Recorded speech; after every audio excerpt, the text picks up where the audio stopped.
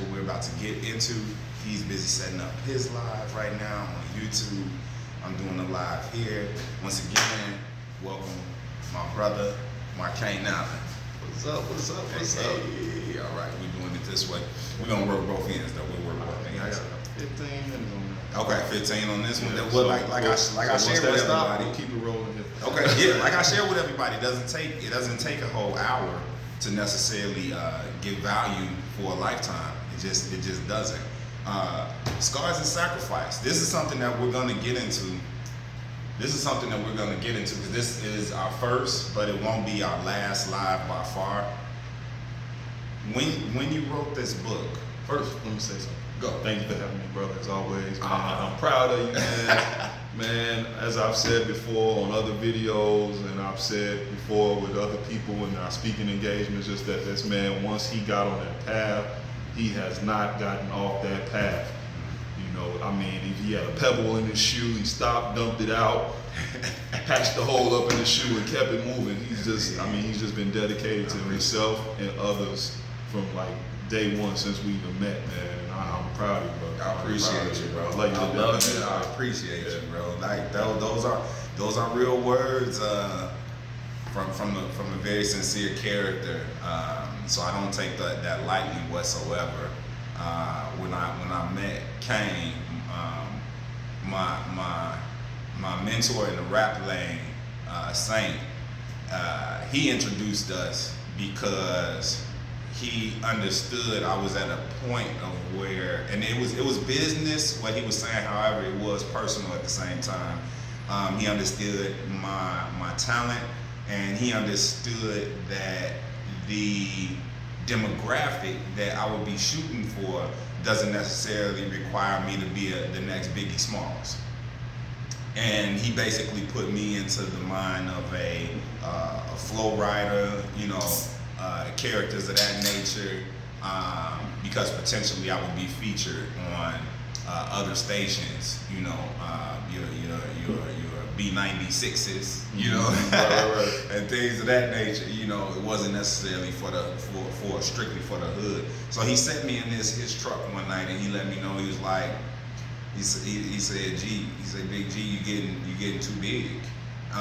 Not a week later, did my wife take a picture of me, and I looked at that picture and I was like, God, that's what he was talking about. I didn't see it. I didn't understand it. You know, I was just doing my regular whatever, you know, burgers, fries, whatever I wanted to eat. I was eating out off of pleasure, not eating to live, but living to eat. Right. That's where I was at. So when I came and met Marcane, oh wow, things changed fast because it heated up fast. My wife, still to this day, speaks, and every time we talk about her training with Marcane and myself, because he was training us at the same time. By that time, I want to say I knew the rhythm. He was focused on a whole nother class. It was about 4 women, and he was training them at the same time. So as he was training them, I saw my wife. You know, she was fighting. She was fighting for her life, bro.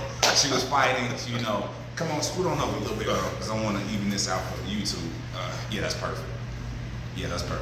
And I tell you, still to this day, she describes the event, the workout, as he was trying to kill me. He was trying to kill me. And honestly, I don't, it's good. It was in a great way, you know. Them burgers and fries was trying to kill me. They was trying to kill me. Literally, they were trying to kill me. I had so many bags of groceries walking up and down the stairs. It literally feels like by the time we connected and I got the gains that I got, because the goal was fat loss. The goal was fat loss. Fat loss, you lose it enough, and then we can start building into the muscle.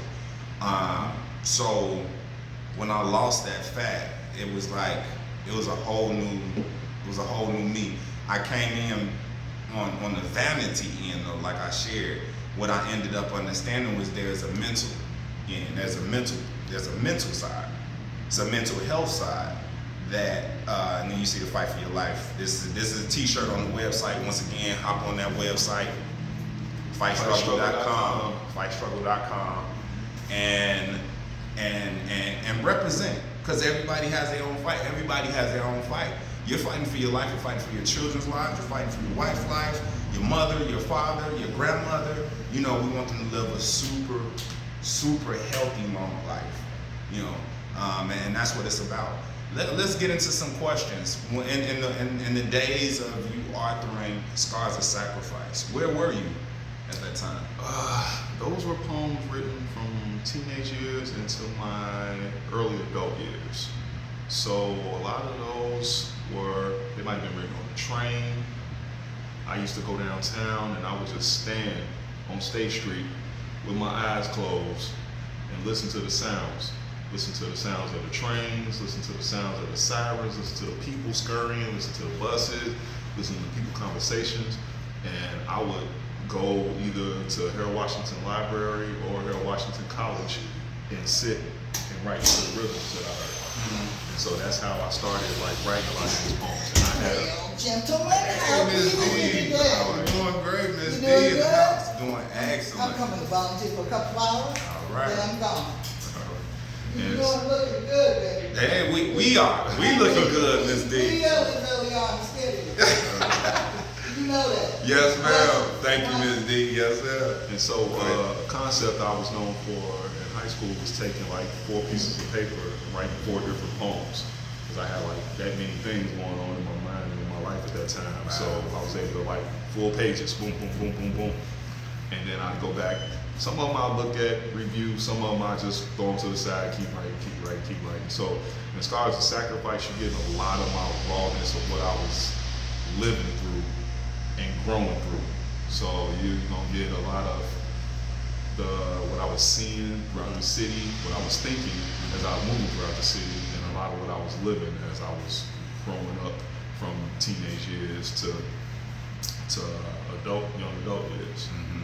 Yeah, but a lot of pain in there, a lot of pain, and I always felt like I named it Scars of Sacrifice because our scars over time, whether they're mentally, physically, or eternally, spiritually, whatever, they show what we overcame, show what we sacrificed for, show what we were willing to give up, show what we were willing to neglect, shows the good that we were willing to do, shows that the bad we were willing to do. You know, you can look at your physical body and see, I remember when I chipped this or I scraped that, or that, you know, and it brings back a time that makes you think either, I wish I was tougher then, or brings back a time when I was good that day. Right. I fell and I got up and kept moving, and this proves it right here. You know, so it's growing. Wow. So what I'm hearing you say is music isn't the only thing that makes us reminisce.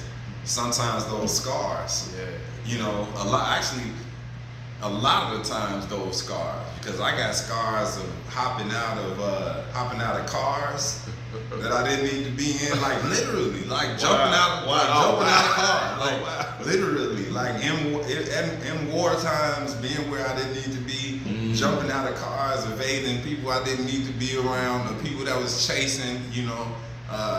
Seriously, bro. So because I hear so many people say it's music that, you know, they reminisce the good times and the bad times, you know, as well. However, you're right. You know, those scars of sacrifice pop up some powerful memories themselves. You know, you'll even find a couple of pieces in there too. Because Saint is my big brother.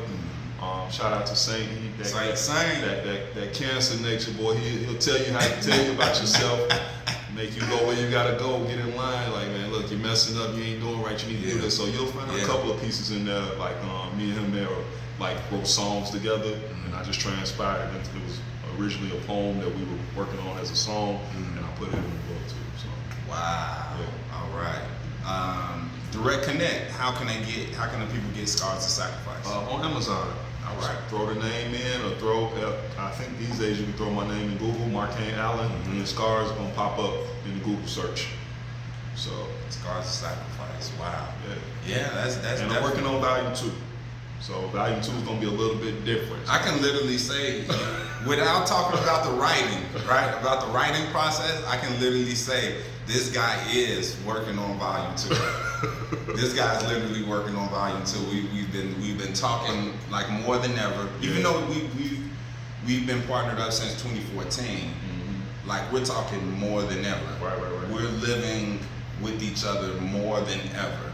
You know, not even in the same in the same physical spot, but in the same spiritual spots. Definitely. You know, and taking care of business that way. Like I say, especially him being the mentor of that health conjuring that happened to myself about 9 years ago now. About 9 years ago. And now, you know, I shared about the power of duplicity at the top of the conversation. And he was the one that spoke into me. And now, you know, I'm speaking into other characters. You know, shout out to Cassandra. Look at the bottom. Look at this last picture down here. Look at that last picture down here. Like Cass is whooping ass. Pardon my language, but these are the same pants, bro. These are the same pants, bro. Wow. There's no space in those. She MC hammering these, bro. Right. And those are blue jeans. Right. Like whooping butt. You know, working out with the squad daily. Look at this, YouTube. I'm talking, she's kicking butt. Look at the bottom. Look at the pants. Look at the difference right there. That's dramatic. You know, however, how could that have happened without you? Man, it's a blessing. See how that goes? Man. Do you see how it goes? You can never understand necessarily why until we get there. Yeah. You know, And I I can't can- necessarily understand it. Go ahead. I can definitely say that, you know, like I wasn't on social media as much, but after like, you know, we were moving in our different spaces or whatever, and I would see that you were taking people to Dan Ram Woods and you guys were walking, and I was seeing people out there, and you know, it was time we tried to link up, but I think our times got crossed or something like that. And, Yeah. I mean, but I saw like it went from like these few people to these more people to these more people to these more people, and you see these people sweating and smiling. That's why I call him an urban hero. I call him the urban fitness hero, because it's like for me in my business, in my professional world, it was so hard to reach into my people because our people judge on the stereotypes of because of how I look. Like it was like it's easy for me to get up every day. Like it was always like that. Yeah, right? no, and it's like you know, I had days when I don't want to be bothered with working out. I had days when I hadn't ate the best. You know, I had days when I neglected my body. I mean, he knows personally my personal life and I neglected myself mentally a lot, neglected myself spiritually a lot, neglected myself physically a lot. You know, so just because, you know, my outer shell looks this way, you know, it doesn't mean that everything was okay. Wow. You know, so to see that, like, you know, this person's growth, to see that, you know, the hours that we were training together, you know, it pays off by you helping other people. It's that legacy down the line. It's like vital, you know, because each person that you had walking with you out there, even if they've not sticking to it, but they know that they can do it. Right. That's the I mean, important even if I'm not sticking to it, because they know that they can do it. And Yeah. that's the thing with me in fitness. It's like if I've taken your body to a certain point, and then you got to a point where you're trying to go to another goal, it should all should. Once you get to one level, you should want to go to another level. Yeah. So once a person's gotten there, even if life has taken them a different direction, they can always know that I can get back and better. You know, I can get back and better. Yeah. So that's the beautiful thing. It's a breadcrumb living. Once you drop them crumbs, Yeah. you'll always be able to get back. Hey, Minister Ernestine, what's the conversation? The conversation, we're having what we call the hour of power. It doesn't necessarily have to do with being here in front of the audience. We have YouTube Live as well as Facebook Live going on right now. It doesn't necessarily have to do with the whole hour of power. Just the grain, just the seed, just something to drop mentally, spiritually, inside of some good ground and watch it grow. You know, so that instantaneous moment, that second, could cause an hour of power, which could cause a lifetime of power. So that's what we're doing today. And the guest here, well, we're basically dual guests, because I'm guest here on